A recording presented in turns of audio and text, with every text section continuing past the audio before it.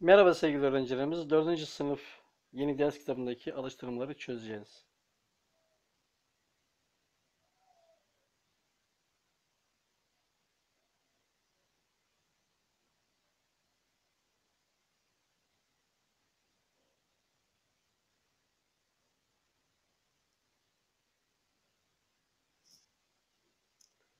Birinci ünitemizde doğal sayılar var. Doğal sayılarla toplama işlemi, doğal sayılarla çıkarma işlemi var. Bunlarla ilgili alıştırmaları çözüyoruz.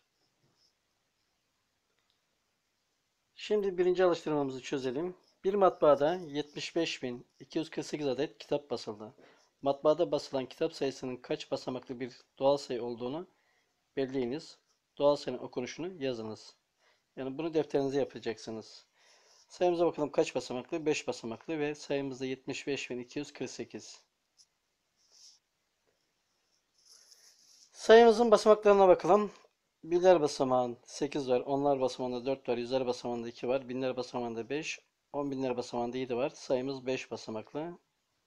Sayının okunuşu ise 75.248.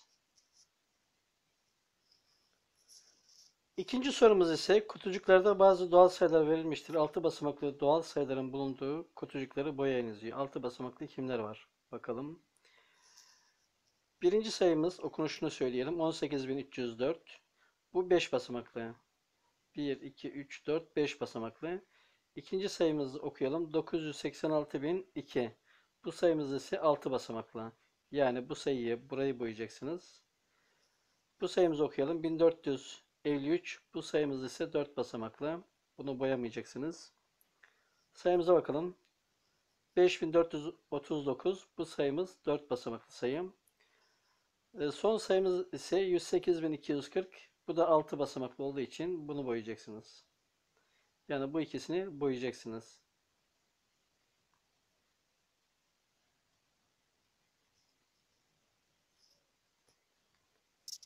Üçüncü sorumuza bakalım. Engin Bey beğendiği televizyonu aldı ve satıcıya ödeme yaptı. Yanındaki görsele göre diyor. Televizyon burada. Engin Bey'in satıcıya ödediği paranın kaç basamaklı olduğunu belleyiniz. Sayının okunuşunu yazınız. Çözümü defterinize yazınız. Bakalım ne yazıyor burada? Televizyonun değeri ödenen para 3250 TL. 3250 TL. Bunun okunuşunu yazıyorsunuz. Sayımız kaç basamaklıymış? 4 basamaklı. 1, 2, 3, 4. 4 basamaklı.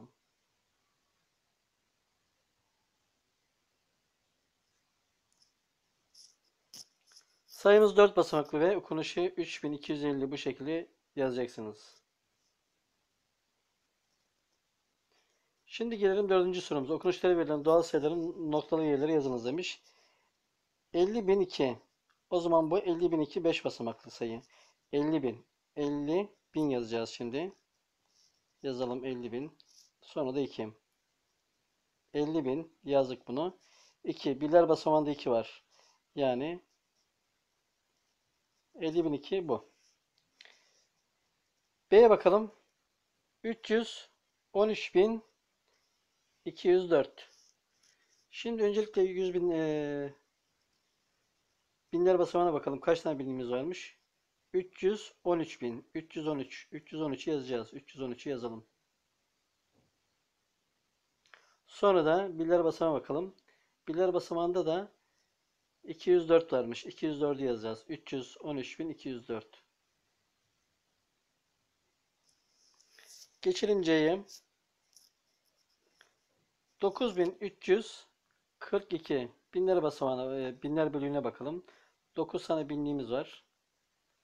Yazdık bunu 9000. 9'u yazdık. Sonra da birler bölüğüne bakalım. 342. Sonra ise 342 yazıyoruz.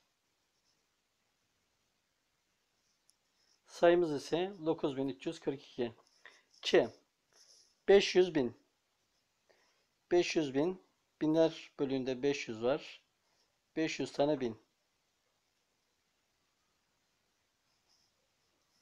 D'ye bakalım. 63.851. Binler bölüğüne bakıyoruz. 63.000. 63'ü yazıyoruz. Sonra da Birler bölümüne bakıyoruz. 851. 851'i de yazıyoruz.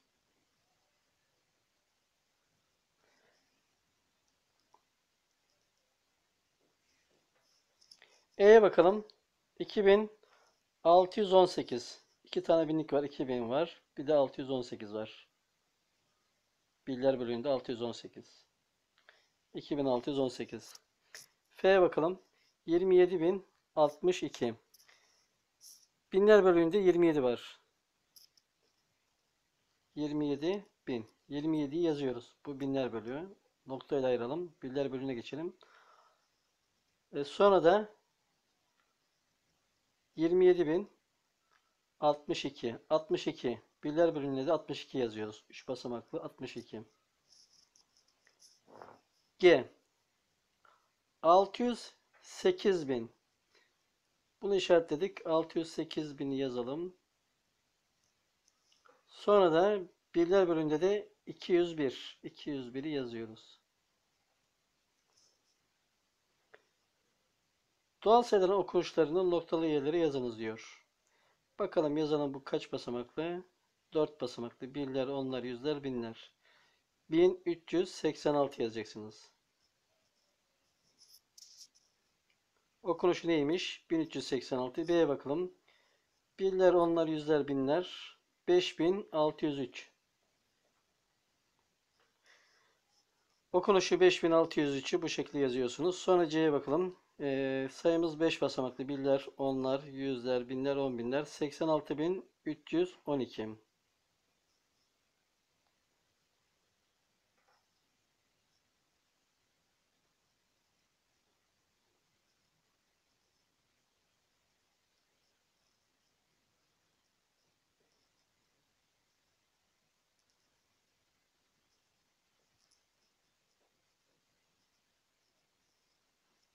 Okunuşu 86312.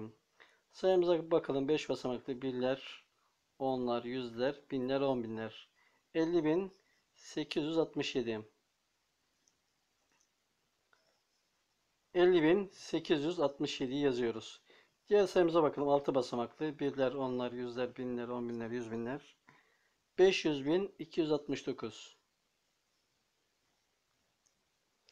Evet, sayımızın okunuşunu bu şekilde yazıyoruz. 500.269. Diğer sayımız 6 basamaklı. Birler, onlar, yüzler, binler, on binler, yüz binler. 128.040. E seçeneği de 128.040'ı yazıyorsunuz. Sayfa 13'teki alıştırmalar bitmiş oluyor. Sayfa 16'da alıştırmalar var. Aşağıda bazı yüzer ve biner saymalar verilmiştir. Noktalı yerlere uygun sayıları yazınız demiş. A seçeneğinde 7600, 7700, 7800, sonra da 7900 gelecek. 8000, 8100 gelecek. Sonra da 8200. B'ye bakalım. 3200, 3300, 3400, sonra 3500 gelecek. Sonra 3600, 3700, sonra ise 3800. C'ye bakalım. 6100, 6200, 6300, 6400 gelecek. Sonra 6500, 6600, sonra 6700 gelecek. Ç. 3000, 4000, biner biner artıyor. 5000, 6000, 7000, sonra 8000, sonra da 9000. D'ye bakalım. 1000, 2000, 3000, sonra 3000'den sonra biner biner artıyor bu. 4000, 5000, 6000 ve 7000. E'ye bakalım. 2700, 2800, 2900, 3000. Sonra yüzer yüzer artıyor. 3100, 3200, 3300.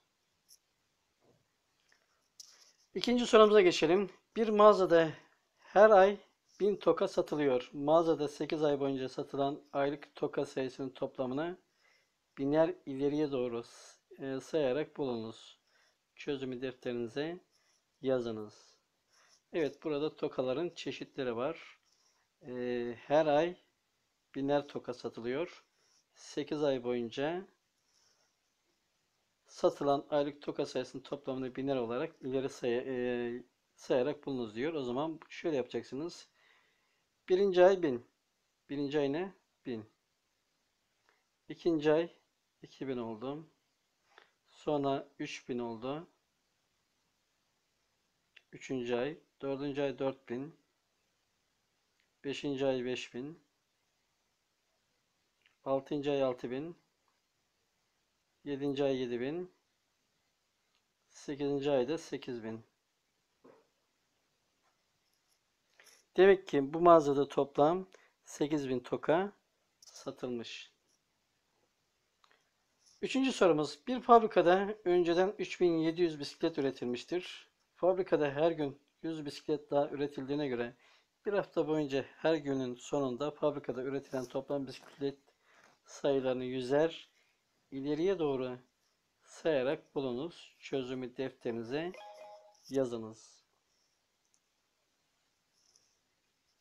Şimdi o zaman sayarak bulalım. Ne kadar bisiklet üretilmiş mağazadan. Ne kadar varmış ilk önce? 3700. Önceden 3700 üretilmiş. Ondan sonra fabrikada her gün 100 bisiklet üretiliyor bir hafta boyunca. Bir haftada 7 gün var. O zaman ne diyeceğiz? Birinci günün sonunda 100 eklersek her gün 100 bisiklet daha üretildiğine göre diyor. Bir hafta boyunca diyor. Ne yapıyoruz? Önce başlangıçta ne kadar var? 3700. Sonra birinci günün sonunda ne olacak? 3800. İkinci günün sonunda 3900. Sonra 4000, 4100, 4200, 4300. Bakalım birinci gün, ikinci gün, üçüncü gün, dördüncü gün, beşinci gün, altıncı gün.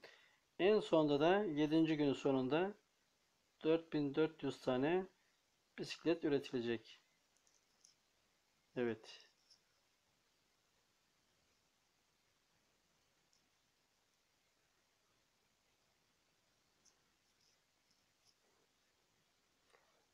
Yirmi ikinci sayfamızdaki alıştırmalar verilen basamak tablolarını tamamlayınız demiş. Şimdi sayının okunuşunu vermiş. 2562. Basamaklarını yazacağız. Birler bölüğü, binler bölüğü. Birler bölüğünde birler basamağı, onlar basamağı, yüzler basamağı. Binler bölüğünde binler basamağı, on binler basamağı, yüz binler basamağı var. Sayımızı buraya yazacağız. Yazalım sayımızı. 2562 yazalım. 2562 sayımızı yazdık. Şimdi sayının basamak değerlerini bulacağız. Sayının nesini bulacağız? Basamak değerini bulacağız. O zaman sayımızın birler basamağında ne varmış? 2 varmış. Birler basamağında 2. Onlar basamağında 6 varmış. Yüzler basamağında 5 varmış. Binler basamağında da 2 varmış. Sayımız bu. Basamak değerini bulmak için, rakamların basamak değerlerini bulmak için ne yapıyoruz? Çarpıyoruz. Birler basamağını 1 ile çarpacağız 2. Onlar basamağını 10 ile çarpacağız 60. 6'yı 10 ile çarptık 60. Yüzler basamağını 5'i 100 ile çarpacağız 500. Binler basamağını 2'yi 1000 ile çarpacağız 2000. Geçelim diğerine. Yine verilmiş. Birler bölüğü, birler bölüğü, binler bölüğü. Basamak adları verilmiş. Birler basamağı, onlar basamağı, yüzler basamağı. Binler basamağı, on binler basamağı, yüz binler basamağı. Sayımız da verilmiş. Sayımız 129.343. Evet, sayımızı yazalım. 129.343. Evet, 129.343 sayımız. Şimdi Rakamların basamak değerlerini bulalım. 3 kere 1'den 3. Onlar basamağı için 4 kere 10'dan 40. Yüzler basamağı yüzle çarpalım. 3 kere 100'den 300. Binler basamağı 9 kere 1000 9000.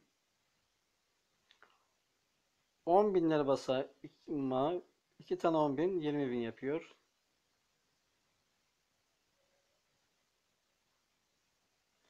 Yüz binler basamağı bir tane 100 bin yazacağız. Yazalım. Yani 100 bin yazacağız. Yazalım. Evet, bu şekilde defterinize yazacaksınız. Son alıştırmamıza baktık. Bir de sene okunuşunu yazıyoruz. 129.343. Sayımızın okunuşu 129.343. Yine sayımız verilmiş. Rakamların basamak değerleri verilmiş. 4 kere 1'den 4. Demek ki buraya 4 gelecek. Onlar basamağında 0 var. 0 kere 10'dan 0. Yüzler basamağında 6 kere var. 6 kere 100 6. Binler basamağında 3 var. 3 kere 1000 3000. 10 binler basamağında 2 var. 2 kere 10 bin 20 bin yapıyor. O zaman sayımız şuymuş. 23.604. Sayımızın okunuşunu yazıyoruz. Evet, sayının okunuşunu yazıyoruz. 23.604. İkinci sorumuz, belirtilen doğal sayıların noktalı yerlere yazınız demiş. Birler bölüğünde 602, birler bölüğünde 18 olan 6 basamaklı doğal sayı hangisi? Binler bölüğünü yazıyoruz. Binler bölüğünde 602 varmış. 602 nokta koyduk. Birler bölüğünde de 18 varmış. 3 basamaklı olacak bölükler. 18 olması için 0,18 yazıyoruz. Yani 602.018 olmuş oluyor sayımız. Yüzler basamağındaki rakamının basamak değeri 700. Onlar 10 binler basamağında 9 rakamı olan 5 basamaklı en küçük doğal sayı nedir demiş. Şimdi yüzler basamağındaki rakamın basamak değeri 700 ise o zaman 7 olacak. Yüzler basamağında 7. Onlarla birler basamağını şu anda yazmadık. Onlar basamağı, birler basamağı. 10 binler basamağını da yazmadık. 10 binler basamağında 9 varmış. Onu yazıyoruz. 5 basamaklı en küçük doğal sayı. Kaç basamaklı olacakmış?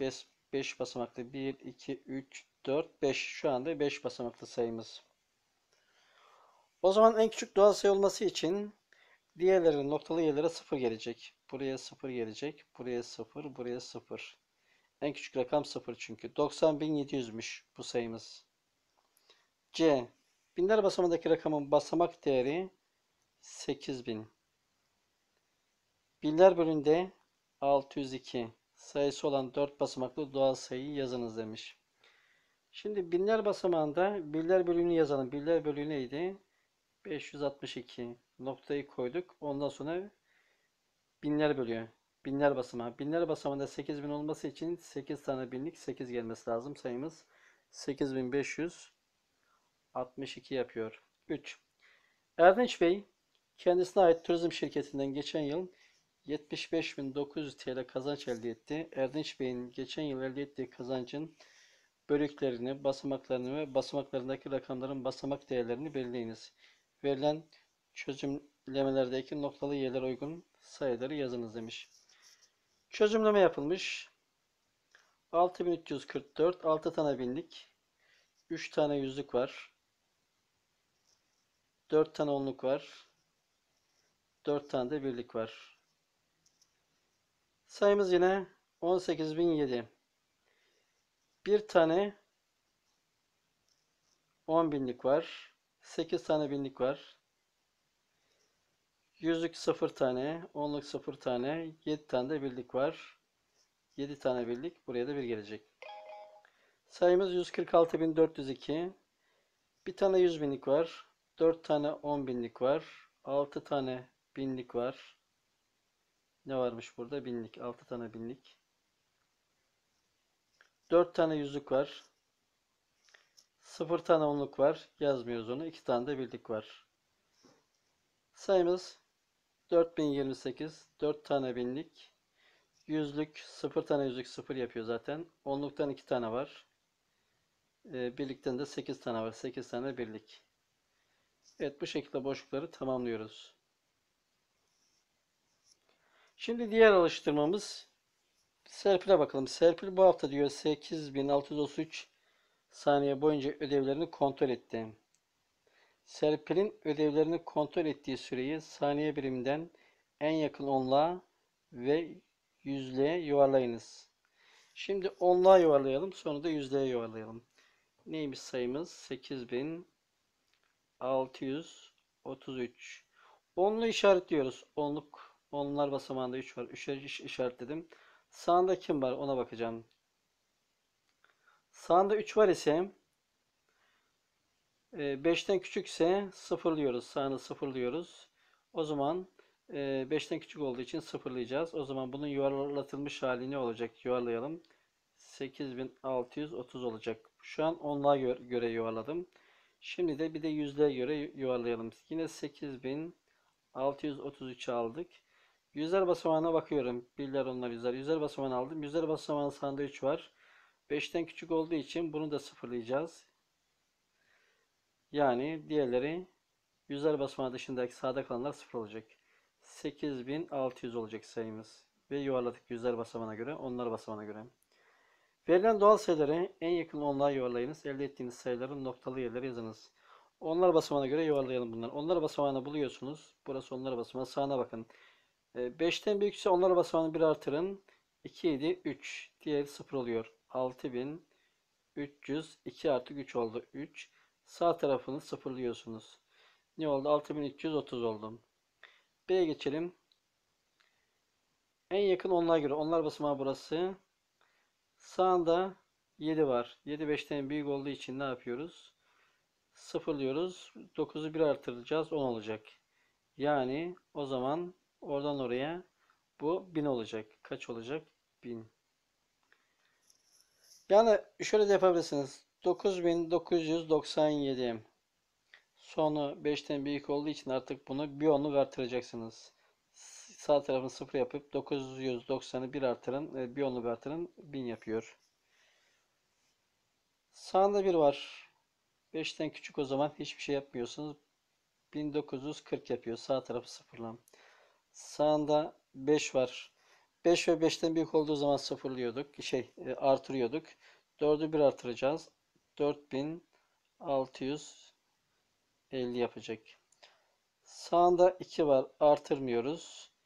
7760 sıfırlıyoruz. Sağında 3 var. 5'ten küçük artırmıyoruz. 2610 yapıyor. Sıfırlıyoruz. Sağında 4 var. 5'ten küçük. O zaman sıfırlıyoruz. 870. Sağında 6 var. 5'ten büyük.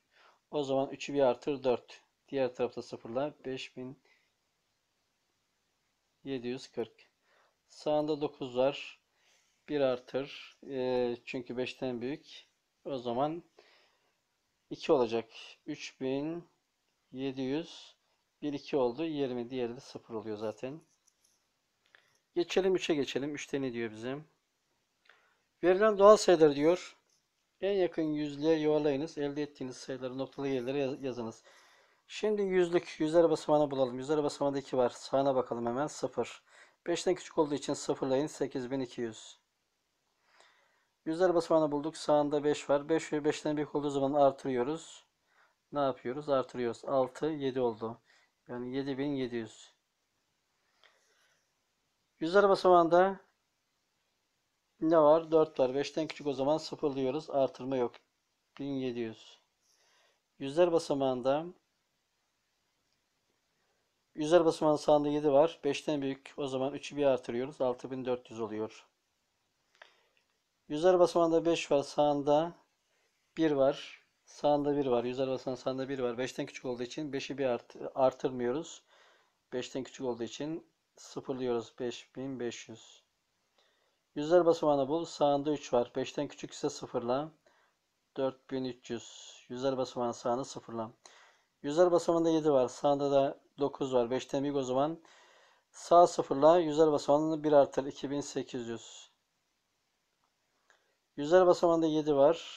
Sağında 6 var. 6 5'ten büyük olduğu için o zaman 7'yi bir artı 8, diğerlerini sıfırlar. 800 yani. Yüzler basamağında 6 var. Sağında 0 var. O zaman 5'ten küçük olduğu için 0'la 9600. Şekildeki ifadelerde doğru ise D, yanlış ise Y yolunu seçiniz. Kaçıncı çıkışa ulaştınız diyor. Çıkışı soruyor bize. 5297 sayısı en yakın onluğa ve yüzlüğe yuvarlanırsa aynı sayı elde edilir demiş. Acaba doğru mu? Şimdi bunu onluğa yuvarlayalım. 5297'yi onluğa yuvarlayalım. Ne gelecek karşımıza? Onlar basamağını bulduk. Sağında 5 var. Sağında 5 olduğu için sağında 7 olduğu için 5'ten büyük olduğu için artıracağız. 9 yani burası ne yapacak? 1 artıracağız, sıfırlayacağız. Oradan buraya, buradan oraya, oradan buraya artacak. Yani 5000, burası 9, 1 arttı. 0 oldu, 10 oldu. Onun birini buraya vereceğiz. Yani ne yaptı? 5300.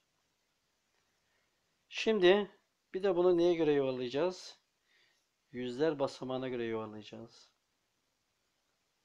5297. Yüzler basamağını bulalım. 2. Sağında ne var? 9 var. 5'ten büyük olduğu için 2'yi 1 artır. 3 diğerlerini sıfırla. 5300. Bakalım.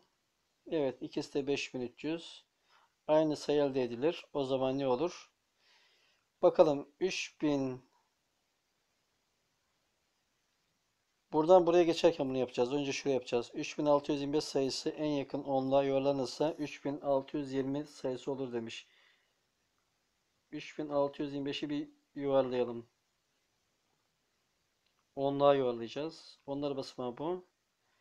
Onlar basamağı bu olduğu için 5'ten eşit olduğu için bir artıracağız. 36300 yapacak bu. Bir sıfır fazla yazdık, onu silelim. 3630 yapacak. Ne demiş bize? 20 demiş. Sayısı elde edilir demiş. Dolayısıyla bu nedir? Yanlıştır.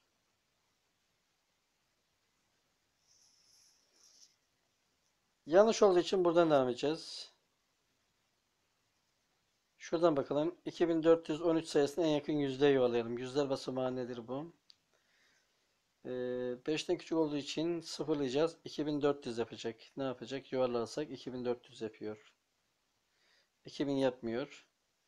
Dolayısıyla bu da yanlış olmuş oluyor. Yanlış olduğu için yine buradan devam ediyoruz. 4'ten çıkıyoruz.